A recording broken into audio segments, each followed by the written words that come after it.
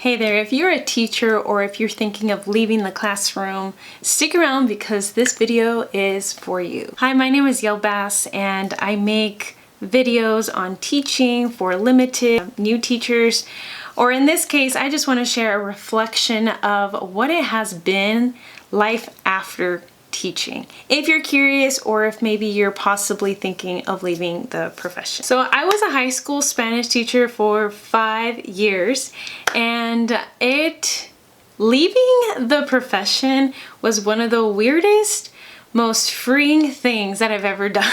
So I understand that leaving can be hard, and not everyone who will watch this, I hope, will want to leave. This video is not to encourage you to leave. I hope you stay, but for some people it might be a better idea to leave. I know that for folks it might be hard to leave, especially if you're in a financial situation, but thankfully, I was in a position where I did have the option to leave. So I did make a whole video dedicated to why I resigned a $78K paying teaching job. So if you're interested in that video, go ahead and click that first and then come back to this video. After I left, I actually did not have a job lined up for me. I applied to so many jobs, and at this point I was only focusing on remote teaching jobs as it fit into my lifestyle with my husband, who also works from home. So we wanted to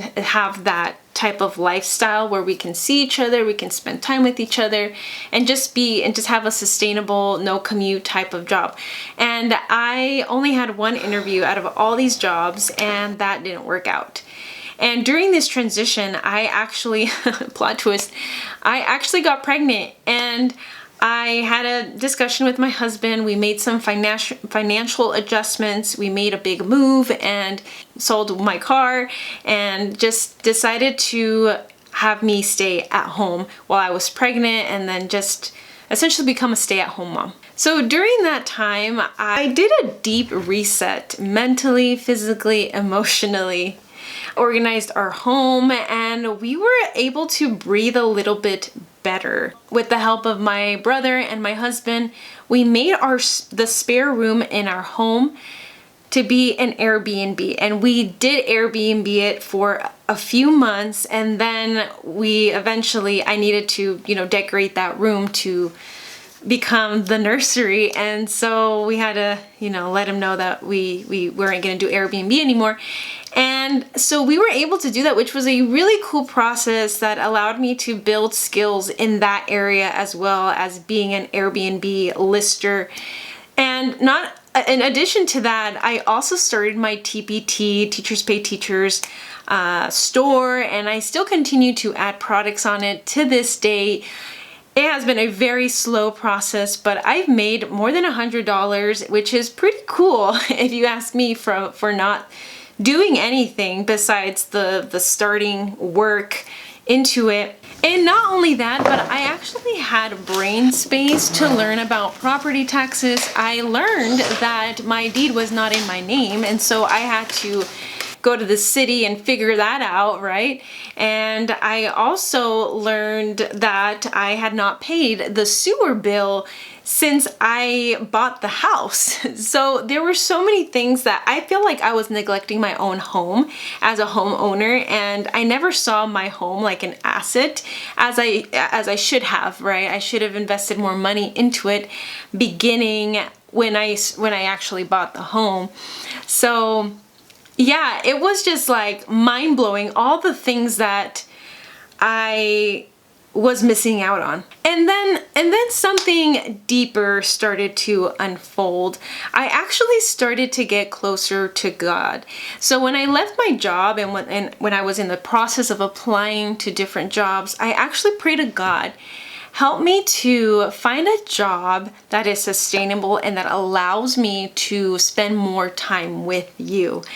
And so that was my prayer, and little did I know that that occupation was motherhood, and allowing me to become a mother actually allowed me, helped me, encouraged me to have a closer, more deeper relationship with the Lord. I'll be real with you. It wasn't just like I left and then I never looked back. I actually missed being a teacher. I missed my students. I missed the rush, the adrenaline, the putting out fires, and seeing the smiles on my student faces, seeing the reactions, the awe and the eagerness to learn. I missed all of that. In fact, I had a lot of dreams for about a year and a half, just completely, just me being in the classroom and just students, and I just had a lot of dreams about that. And I may attribute that because I was pregnant, because when you're pregnant, your dreams are just more clear and sharp. I missed watching my students grow emotionally, intellectually. And to be frank, I also missed making my own money and being able to just book a ticket to travel somewhere over the summer or spring break. So I missed all of that. But as much as I missed that life and all of the joys and challenges of being a teacher, I knew I was missing out on life. Teaching is a selfless job, and I encourage, if you are single or plan to be single for a very long time, consider teaching, because I think it is a perfect occupation because your focus is only on the students. And I am really happy that I chose to be a teacher and that I had that experience. And will I ever go back to the classroom? I do not know. I will not say never, because we got to be careful with the word never, because our life just changes in different directions. I never thought I was going to be a stay-at-home mom. I never thought that could be an occupation, an option. But teaching, it requires sacrifice, it requires resilience, and not everyone is equipped with those skills. So if you're in that in-between space, do know that you are not alone, that you're not selfish, and that you're simply growing, you're evolving, and there is an element of uncertainty. Life after teaching, there is that element of uncertainty, but something that I have learned is that you can evolve, you can change careers if you want to, and you're living in the United States of America. It is a place full of opportunities. Life after teaching isn't easy, or it's not always neat and clear. Uncertain, but something that is for sure is that it is a transition of rediscovery, connection, and peace. And for me, it was allowing me to grow closer to God through motherhood. So you can love teaching, you can miss it deeply, and still know that it's okay to move on. It's okay to choose a different path. If this story resonates with you, please share it in the comments, like, subscribe, and for more content like this.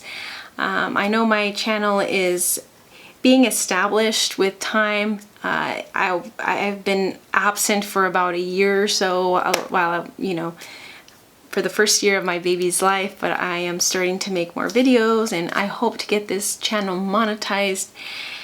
Especially as a stay-at-home mom, we are always trying to figure out things on how to make more money.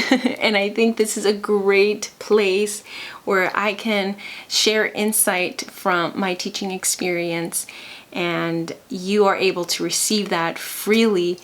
And the best way to support this channel is to like, subscribe, comment, and keep on engaging, and share this with a friend or maybe somebody that is thinking of leaving the profession, or just would like to feel validated for their choices or for their choice of leaving. Anyways, eso es todo. That is it. Hasta luego. Bye.